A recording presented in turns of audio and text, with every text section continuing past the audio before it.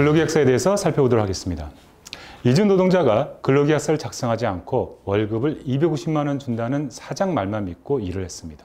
그런데 사장은 한 달 후 약속된 월급이 200만 원이었다며 200만 원만 월급을 주었습니다. 그러면 그 차액 50만 원을 받을 수 있을까요? 월급 250만 원이었던 것을 이주 노동자가 만약 입증하지 못하면 못 받을 수도 있습니다.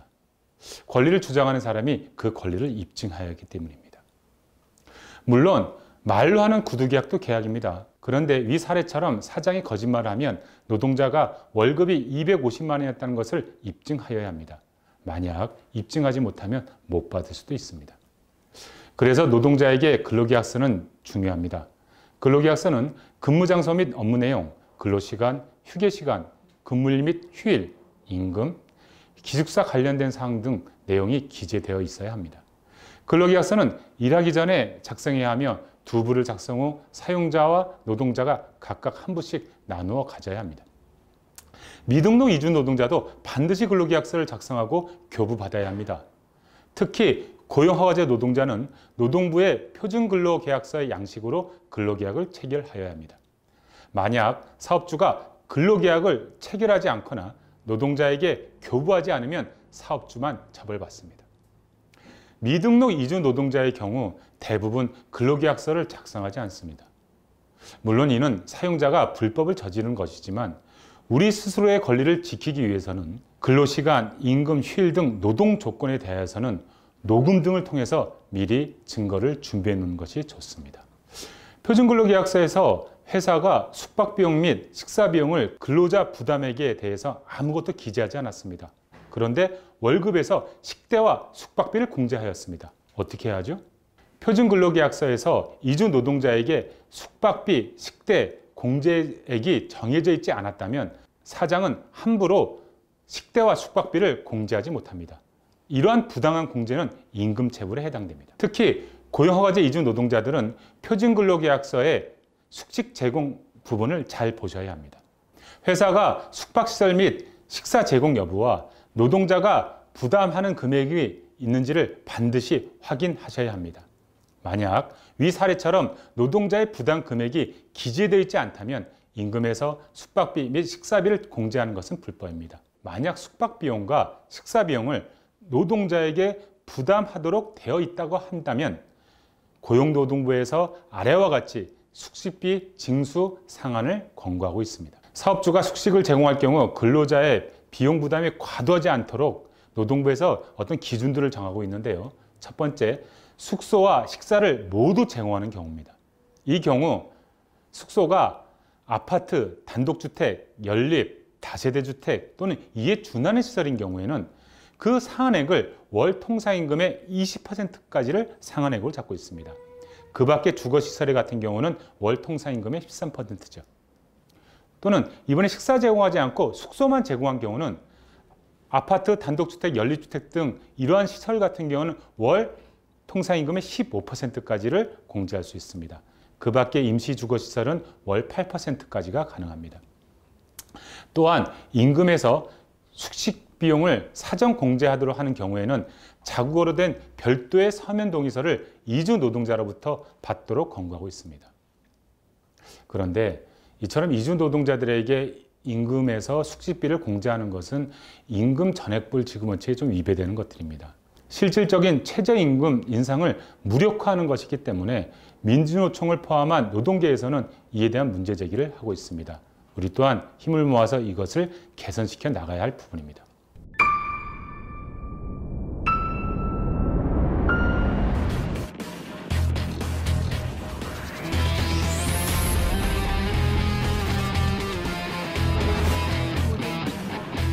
최저임금과 퇴직금에 대해서 살펴보도록 하겠습니다.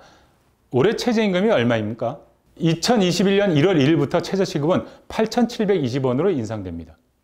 따라서 1월 임금부터는 인상된 임금으로 지급받아야 합니다. 한 달 기준으로 보면 보통 하루 8시간 근무하여 주 5일, 주 40시간 근무할 때 주휴수당까지 포함한 월 최저임금은 182만 2,480원입니다. 꼭 기억하세요. 2021년 시간당 최저임금은 8,720원, 월 최저임금은 182만 2,480원입니다. 미등록 이주 노동자는 1년을 넘게 일해도 퇴직금을 못 받습니까? 아닙니다. 미등록 이주 노동자도 퇴직금을 받을 수 있습니다. 미등록 이주 노동자들도 당연히 노동법을 적용받기 때문입니다. 그래서 1년 이상 계속 일했으면 퇴직금을 받을 수 있습니다. 퇴직금 무엇일까요? 계속 일한 기간이 1년에 대해서 31분의 평균임금을 퇴직할 때 지급받는 제도가 퇴직금 제도입니다. 퇴직금 계산은 31분의 평균임금을 계속 근로연수를 곱해서 산정할 수 있습니다. 평균임금은 퇴직한 날 이전 3개월 동안의 기본급, 각종 수당 등을 사용자로부터 받은 임금 등을 그 3개월 동안의 총 일수로 나눈 금액을 말합니다. 예를 들어서 내가 2019년 1월 1일에 입사해서 2020년 3월 31일까지 근무하였다. 4월 1일에 퇴사했다면 2020년 1월에 받은 임금, 2020년 2월에 받은 임금, 2020년 3월에 받은 임금을 더하고 또 3개월분에 해당되는 연차수당과 상여금을 더한 금액을 그 3개월의 총 날수, 1월이 31일, 2월이 29일, 3월이 31일이었거든요. 합치면 91일로 나눈 금액이 평균임금입니다. 이렇게 계산된 평균임금의 30일을 곱하고 또한 계속 근로연수, 이 사례를 보게 되면 계속 일한 기간이 456일이기 때문에 365로 나누면 계속 근로연수가 나옵니다. 이를 곱하면 퇴직금이 계산됩니다. 대략 계산하면 1년 일하면 한 달 임금, 2년 일하면 2달 임금, 2년 6개월 일하면 2달 반 정도의 퇴직금에 해당됩니다. 구체적인 법정 퇴직금은 인터넷에 많은 프로그램들이 있으니까 이를 활용하시고 고용허가제 이주 노동자들은 EPS 고용허가제 어플리케이션에서 법정 퇴직금을 산정할 수 있습니다. 특히 고용허가제 이주 노동자들은 출국 만기 보험이 퇴직금에 해당되는 것입니다. 다음 질문을 살펴보도록 하겠습니다. 그러면 회사에서 출국 만기 보험으로 퇴직금을 지급한다고 합니다. 그럼 받아야 할 퇴직금을 다 받은 것인가요? 아닙니다. 적게 받을 수도 있습니다. 따라서 법정 퇴직금과 출국 만기 보험을 반드시 비교해 보셔야 합니다. 법정 퇴직금보다 부족한 금액을 만약 받았다 그러면 나머지 차익을 사업주로부터 받아야 합니다. 고용허가제 노동자들은 출국 만기 보험으로 퇴직금을 지급받습니다. 그런데 대부분의 사업장에서는 받아야 할 법정 퇴직금보다 부족한 금액으로 출국 만기 보험이 지급됩니다. 따라서 받아야 할 법정 퇴직금과 부족한 차익만큼은 사업주로부터 받을 수 있습니다. 출국 만기 보험 예상 수령액은 삼성화재 외국인 근로자 정년보험 콜센터를 통해서 확인할 수도 있고 또한 EPS 고용허가제 어플을 활용하면 삼성화재 출국 만기 보험금과 퇴직금 차익을 한 번에 산정할 수 있는 방법도 있습니다.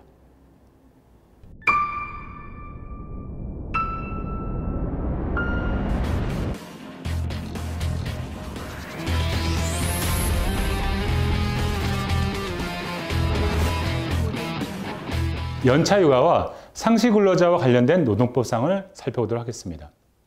2018년 1월 1일에 회사에 입사하였습니다. 그럼 현재 2020년 10월에까지 발생한 연차휴가는 며칠일까요? 2018년 동안에 발생한 11개의 연차휴가와 그리고 2019년에 발생한 15개, 2020년에 발생한 15개, 합쳐서 41개가 발생됩니다. 참고로 법정 연차휴가는 상시근로자 5인 이상 사업장에서만 법 적용됩니다. 1년 이상 계속 근무하며 80% 이상을 출근한 경우에는 15일, 근로기간이 1년 미만인 경우 또는 1년간 80% 미만 출근한 경우에는 1개월 개근식 1일의 연차 유급휴가를 받을 수 있습니다. 만약 이렇게 발생된 연차휴가를 사용하지 않은 경우 연차수당으로 받을 수 있습니다. 회사에서 연차수당을 청구했는데 회사가 상시근로자 수가 4명이어서 법정 연차수당이 없다고 합니다. 맞나요? 네, 아쉽지만 상시근로자 수가 5인 이상 되는 회사부터 법정 연차휴가가 적용됩니다. 상시근로자 수는 사장을 제외한 일하는 노동자의 수입니다. 근로기준법상 상시근로자 수가 5인 이상 되면 전부 적용되나 5인 미만인 경우에는 적용 안 되는 법조항들이 있습니다. 살펴보면 법정근로수당, 연장근로수당, 야간근로수당, 휴일근로수당은 상시근로자 수가 5인 미만인 경우는 적용되지 않습니다. 다시 말해서 5인 미만인 경우에는 8시간 넘게 일해도 연장수당이 발생되지 않습니다. 또한 연차휴가, 또 휴업수당들은 5인 미만은 적용받지 않습니다. 상시근로자 수가 5인 미만이면 내가 부당하게 해고돼도 노동위원회를 통해서 구제받을 수 없습니다. 이처럼 상시근로자 수 5인 미만 사업장의 노동자들은 근로기준법 적용이 상당 부분 제한되고 있습니다. 그래서 민주노총에서는 5인 미만 사업장의 노동자들에게도 근로기준법이 완전 적용될 수 있도록 요구하고 투쟁하고 있습니다. 이 또한 우리가 힘을 모아서 5인 미만 사업장의 노동자들에게도 근로기준법이 완전 적용될 수 있도록 개선시켜 나가야 하겠습니다. 그래서 우리가 사업장을 변경하거나 사업장을 알아볼 때 상시근로자 수가 몇 명인지가 참으로 중요합니다.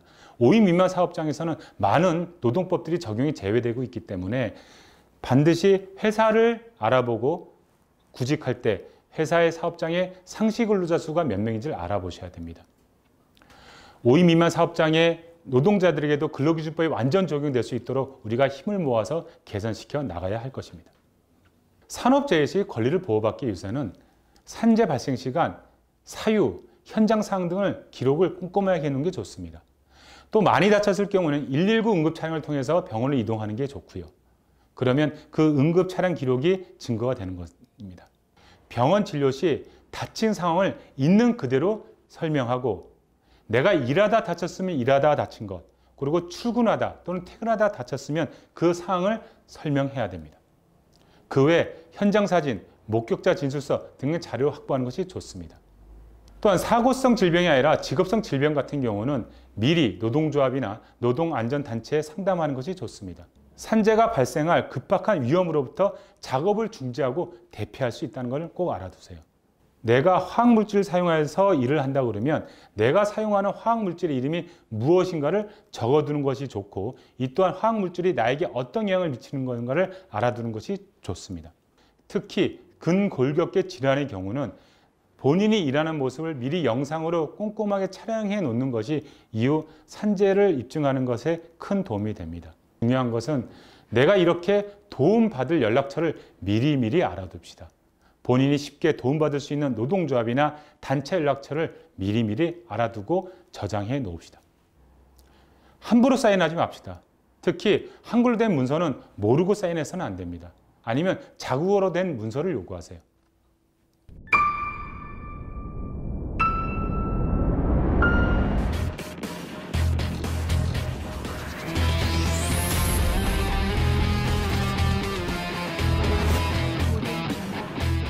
직장 내에서 폭언, 폭행, 성희롱 시 어떻게 대처해야 할까요? 또는 우리들의 권리를 찾기 위한 우리들의 준비에 대해서 살펴보도록 하겠습니다. 회사 내에서 폭언, 폭행 또는 성희롱 등이 발생하면 어떻게 해야 하나요? 사용자 또는 관리자는 사고의 발생이나 그 밖에 어떤 이유로도 노동자에게 폭언, 폭행을 해서는 안 됩니다. 이 경우 노동부나 경찰에 신고하여 가해자를 처벌받게 하거나 손해배상을 청구할 수도 있습니다. 폭행에는 육체적인 고통뿐만이 아니라 막말과 욕설 등 폭언을 수차례 반복하는 것도 포함됩니다. 폭행은 정당한 사업장 변경 사유에 해당되므로 고용지원센터를 통해 폭행 사실을 신고하고 사업장을 변경 신청할 수 있습니다. 이러한 변경은 사업장 변경 횟수에 포함되지 않습니다. 폭행이나 폭언을 당했을 때 곧바로 이 사실을 친구에게 알리고 이주노동자센터나 노동조합을 연락해서 반드시 함께 대응해야 됩니다. 또한 이 과정 속에서 앞에 살펴본 바와 같이 목격자 진술, 녹음, 영상 촬영, 증거를 확보해 놓는 것이 중요합니다. 만약 성폭행을 당했을 때는 어떻게 해야 될까요? 여성 노동자는 성폭력으로부터 보호받을 권리가 있습니다. 성폭력이란 강간, 성추행, 성희롱 등 여성의 의사에 반하여 가해지는 성적인 폭력을 말합니다. 이는 피해자에게 성적인 굴욕감, 불쾌감, 모욕감을 일으키는 모든 행위이므로 육체적 행위뿐만 아니라 언어, 시각적 행위 등 다양하게 나타날 수 있습니다. 사용자로부터의 성희롱, 성폭력, 폭행, 상습적 폭언 등을 당하면 사업장 변경할 수 있으며, 특히 강간 미수 등의 성폭행의 경우에는 긴급하게 사업장 변경할 수 있습니다. 성폭행 증거가 확보되어야만 하며 전문 상담소와 상의하는 것이 좋습니다.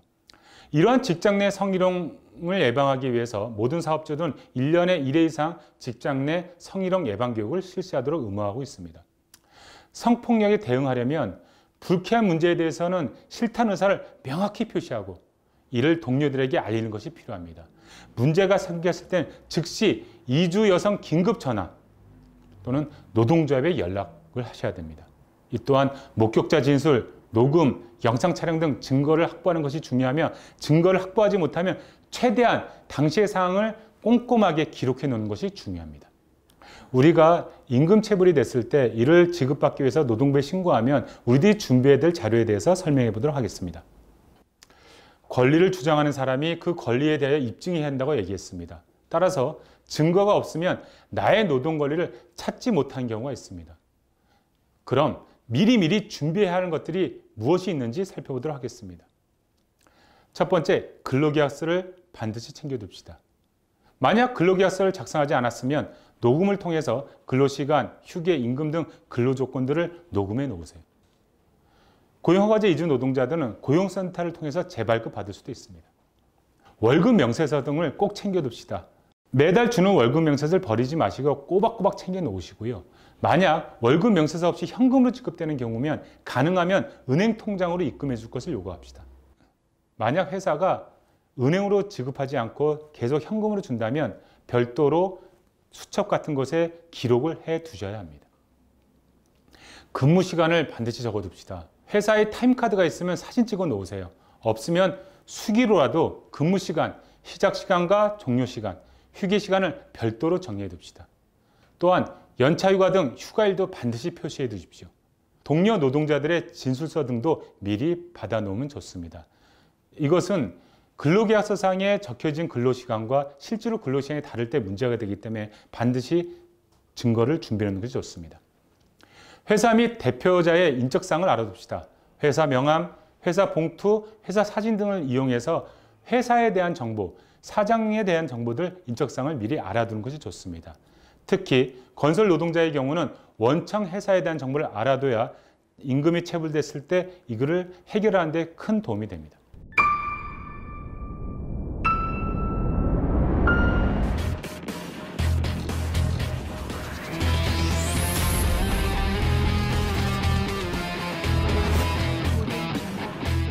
다음은 노동조합과 노동상권에 대해 살펴보도록 하겠습니다.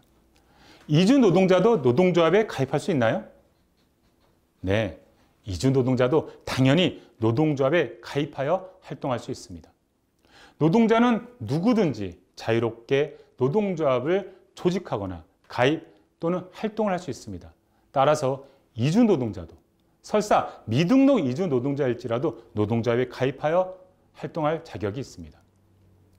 실제 이주 노동조합에서는 10여 년간의 법정 투쟁을 거쳐서 지난 2015년 대법원에서 취업 자격 없는 외국인 근로자도 노동조합법상 근로자에 해당하고 근로자의 개념에 포함되는 이상 노동조합 설립을 하거나 노동조합에 가입할 수 있다고 하여 이런 판결을 쟁취해냈습니다. 헌법 제33조 1항을 보면 근로자는 근로조건의 향상을 위하여 자주적인 단결권, 단체 교섭권 및 단체 행동권을 가진다고 규정하고 있습니다. 즉, 노동자들에게 노동 3권을 분명히 보장하고 있습니다. 이는 이주 노동자들이 스스로 자신들의 단체 노동조합을 결성하여 사용자와 대등한 관계 속에서 노동 조건을 집단적으로 결정하도록 하여 노동자들의 이주 노동자들의 사회 경제적 지위 향상을 하기 위한 것들입니다. 이주 노동자 개인의 힘은 약하지만 이주 노동조합으로 단결하여 힘을 키울 수 있습니다. 노동상권은 단결권, 노동조합을 만들 수 있는 권리, 단체 교섭권, 사용자와 집단적으로 교섭할 수 있는 권리, 단체 행동권, 노동조합의 이익을 실현하기 위해서 파업과 같은 집단 행동을 할 수 있는 권리를 말합니다. 노동조합은 어떠한 활동을 할 수 있나요? 노동조합은 노동상담, 노동자들의 노동권리교육, 한글교육, 이주 노동자 제도 개선 활동, 조합원대 친목 활동, 대중집회 활동 등을 통해 이주 노동자들의 권리를 높이는 활동을 하고 있습니다. 단체 교섭을 통해서 노동조건 개선 사례도 있습니다. 충남 당진의 한 회사는 노동조합을 통해서 이주 노동자들도 한국인 노동자와 동일하게 상여금 110%, 휴가비 100만 원 등을 동일하게 보장받은 사례도 있습니다. 자동차 안전벨트를 만든 사업장이었는데요.